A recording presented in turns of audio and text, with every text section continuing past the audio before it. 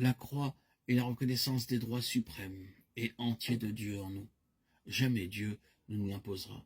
Elle sera toujours le fait d'un appel intérieur du Saint-Esprit, pour une donation sans réserve de notre part, afin de détruire par elle l'inimitié et donner à sa vie le droit de régner et de devenir notre vie, et les réconcilier avec Dieu en un seul corps par la croix, en détruisant par elle l'inimitié. Éphésiens 2,16. La vie procède de Christ, la tête du corps. Aussi connaître l'unité demande que nous soyons en expérience sous l'autorité de Christ et unis à lui. 1 Corinthiens 6,17. Celui qui est uni au Seigneur est avec lui un seul esprit. 1 Corinthiens 6,17. Bien qu'il y ait de toute évidence des degrés dans l'expérience, cela demeure toutefois impératif quant au principe. La vie doit connaître une liberté de passage absolue en chaque membre. C'est ainsi que la pensée de la tête peut être révélée au corps. Acte 13, 1 à 3. Hébron, qui signifie communion, implique la reconnaissance et l'expérience des trois choses. L'absolue souveraineté et seigneurie de Christ. La croix vécue intérieurement. L'expérience d'une vie vécue dans l'esprit. La communion fraternelle n'est possible que sur cette base. Là où la vie corporative est une réalité, nous trouvons l'unité et une croissance effective.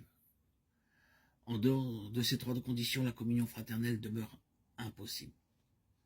La pensée de David était bonne et juste. Cependant, sa résolution manquait d'assurance.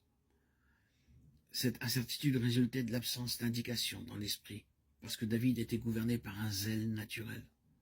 En agissant ainsi, il introduisit un ordre de choses contraires à celui de Dieu. Il ne consulta pas les sacrificateurs afin de savoir comment l'arche devait être transportée, mais il demanda l'avis des chefs de milliers, de centaines, ainsi que des princes. Nous connaissons la suite. Les bœufs trébuchèrent, l'arche pencha au risque de tomber. La main d'Ouza la retint et la mort s'ensuivit. David, désemparé, fit conduire l'arche dans la maison d'Obed-Édom. 1 Chroniques 13, 13, 14.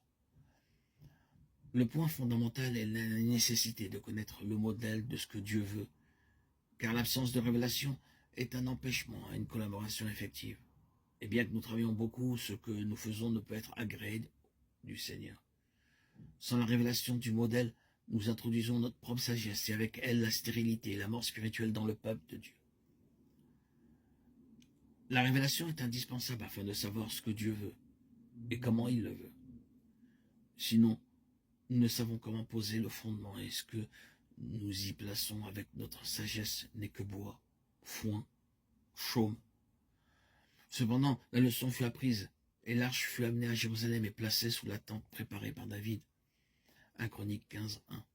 En effet, après cela, David consulta les sacrificateurs et l'ordre divin fut alors respecté, car c'était Dieu qui avait choisi les Lévites pour porter l'arche. Nombre 4, 15.